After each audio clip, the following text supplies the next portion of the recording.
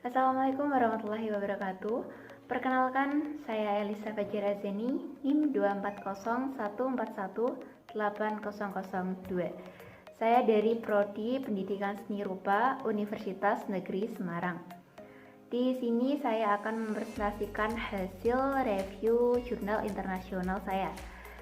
Saya mengambil judul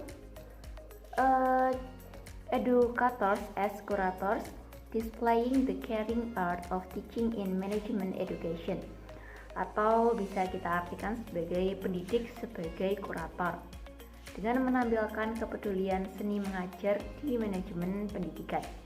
Nah, penulis dari jurnal ini adalah Kathy Lantin and Jimmy M. Forey. Jurnal ini termasuk Journal of Management Education, volume 44 nomor 5 halaman 527 sampai 532 tahun 2020. Nah, saya akan membahas materi mengenai latar belakang, pembahasan, tujuan, hasil, kesimpulan, dan juga kelebihan serta kekurangan dari jurnal ini. Kita masuk dalam latar belakangnya dulu. Nah, di latar belakang pertama, yakni ada gangguan terkait virus yang terus berlanjut dan bertumbuh, mempengaruhi keberlanjutan komunitas pendidikan manajemen, tentang bagaimana mereka mengajar dan melakukan pengajarannya di masa depan. Nah, di latar belakang ini sendiri merujuk pada keberlanjutan pendidikan manajemen, komunitas pendidikan manajemen. Nah, kenapa? Karena penulis dari jurnal ini sendiri merupakan salah satu komunitas manajemen pendidikan, tepatnya di komunitas MPOTS, yaitu Management and Organizational Behavior Teaching Society. Jadi, mereka juga bergerak dalam komunitas pendidikan manajemen. Kemudian latar belakang yang kedua yakni siklus informasi seputar pendidikan tinggi menimbulkan ketidakstabilan.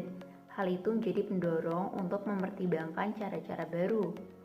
Nah, seperti yang kita tahu, dilatar belakangi oleh pandemi, kemudian banyak terjadi perubahan dalam dunia pendidikan. Untuk itu juga semakin banyak pula pemanfaatan media daring dan banyak sekali informasi-informasi dari berbagai sumber yang tidak tersaring dengan rapi dan menimbulkan ketidakstabilan dalam siswa ketika meraih informasi tersebut. Nah, langsung kita masuk ke dalam tujuannya. Tujuan dari jurnal ini sudah saya ringkas, yakni untuk menempatkan praktik pengajaran kita dalam teknologi yang semakin besar dalam dunia kerja. Maksudnya, pembelajaran nantinya akan dilakukan dengan metafora pengandaian kita sebagai pendidik sebagai kurator, diandaikan sebagai kurator begitu. Kemudian hubungannya dengan dunia kerja, yakni kita lebih menyaring pembelajaran dan konten yang relate dengan kehidupan sehari-hari, bukan lagi dalam bentuk hafalan dan mengacu pada buku teks yang sudah disediakan saja. Yang kedua yaitu tujuannya untuk mengurangi tekanan yang sebagian dari kita rasakan untuk menciptakan materi khusus yang cepat untuk lingkungan online. Nah, tujuan ini lebih tepatnya si penulis merumuskan tujuan ini lebih kepada pendidik. Jadi pendidik juga diharapkan bisa menangani materi konten dengan baik dalam pembelajaran online ini. Lalu yang ketiga ada untuk melengkapi rasa ekspresi kreatif dan hak pilihan melalui pengajaran. Ini juga ditujukan kepada si pendidik sendiri agar mereka lebih kreatif lagi dalam menyaring konten pembelajaran. Lalu ada pembahasan. Kita masuk dalam pembahasan. Di dalam jurnal ini penulis membahas mengenai metafora pendidik sebagai kurator. Jadi penulis mengibaratkan kita seorang pendidik sebagai seorang kurator, di mana kita tahu kurator merupakan biasanya mengurasi di pameran gitu ya. Nah, menggambarkan pendidik sebagai kurator akan menambah pertimbangan konten dan proses. Tentu saja, jika kita berperan sebagai kurator, kita perlu lebih banyak waktu untuk menyaring konten yang benar-benar diperlukan oleh siswa. Kurasi sebagai tindakan dan seni didasarkan pada hubungan yang erat yang dirakit dari kata kerja curate, berasal dari bahasa Latin curat, yang artinya adalah peduli. Nah, seorang kurator pendidikan merupakan agen pengumpulan ide dan materi yang menarik dan baru. Namun, sebenarnya bukan merupakan pencipta yang asli. Nah, kenapa dikatakan demikian? Penulis mengutip pendapat dari Mills yang mengatakan bahwa tidak ada yang menciptakan pengetahuan baru pada saat ini, mengingat keberadaannya sudah ada di mana-mana dan jangkauan yang menakjubkan dari mesin pencari.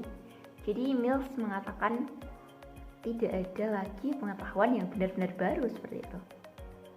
Nah, kita masuk kepada hasilnya.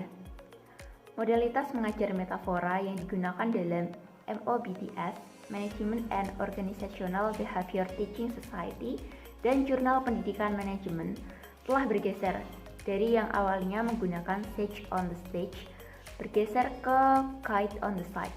Nah, apa itu Sage on the Stage dan Kite on the Side? Nah, singkatnya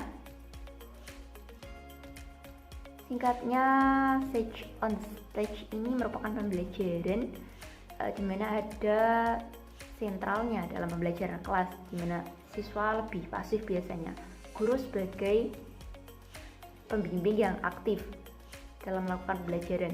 Sementara metode Kite on the Side ini lebih ke eksplorasi, siswa melakukan eksplorasi secara mandiri dengan pendampingan dari guru.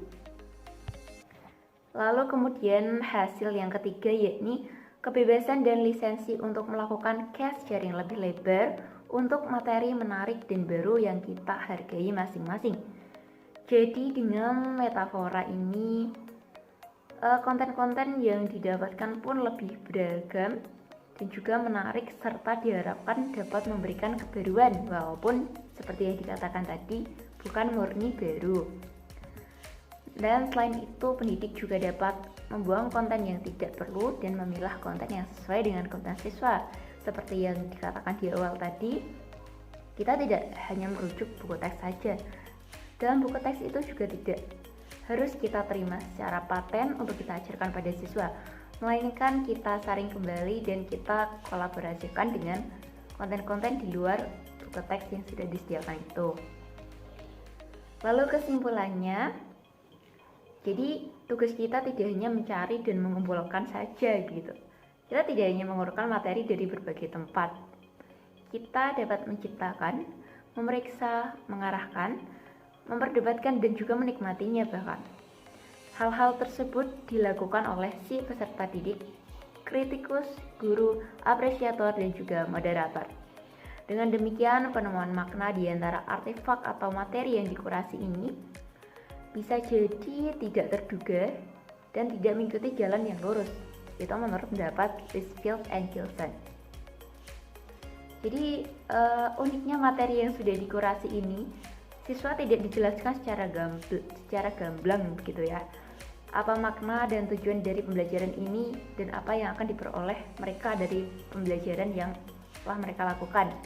Jadi penuh tantangan gitu. Mereka akan menemukan jalan dengan waktu dan antara pribadi satu dengan yang lain bisa berbeda. Kemudian kelebihan dan kekurangan menurut saya, kelebihannya ya ini antara judul dan isinya sudah sesuai dan tidak kontras begitu ya, jadi artinya tepat.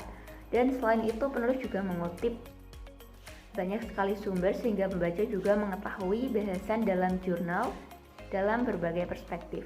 Dan kekurangannya yakni dalam penjelasan manfaat dan tujuan di pendahuluan, lebih banyak penulis menunjukkan untuk si pendidik, sementara untuk siswa belum terlalu banyak disinggung.